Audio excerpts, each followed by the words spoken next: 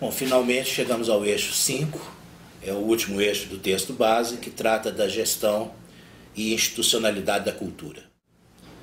E o primeiro tema refere-se aos sistemas nacional, estaduais e municipais de cultura. O que se verifica nas políticas culturais em geral? É que elas são ainda muito pouco institucionalizadas. A gente poderia dizer que, comparado a outras políticas, como as políticas de educação e saúde, nós, da política cultural, ainda estamos na infância.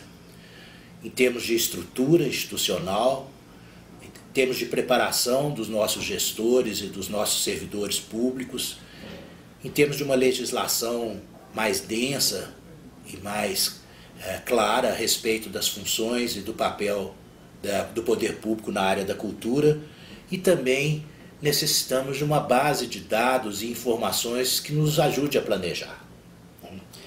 É em função disso que o texto propõe, então, a criação de um Sistema Nacional de Cultura, com base no artigo 23 da Constituição, que prevê a cooperação entre a União, os estados e os municípios na execução e na formulação de políticas.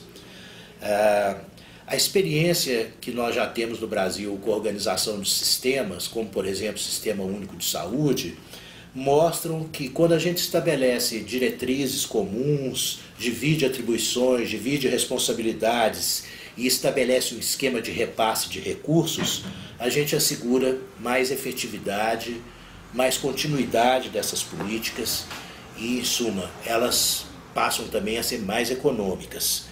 Esses, então, são os objetivos fundamentais do Sistema Nacional de Cultura. Em geral, os sistemas são organizados com base num tripé, que alguns chamam ironicamente de CPF, que é Conselho, Plano e Fundo. Os planos visam estabelecer um planejamento de longo prazo, que ultrapasse os períodos governamentais, que seja pensado para 10, 15, 20 anos. Os conselhos, além de serem espaços de formulação, também de aprovação desses planos, que são discutidos também nas conferências, eles são um instrumento de participação da sociedade em conjunto com o poder público. E os fundos, finalmente, são o esquema principal de financiamento da cultura. E há toda uma política de repasse dos fundos da União para os estados e para os municípios. E, finalmente, para que essas coisas sejam realizadas de fato, para que principalmente os planos sejam planos efetivos, concretos, eles têm que se basear em dados e informações e indicadores culturais.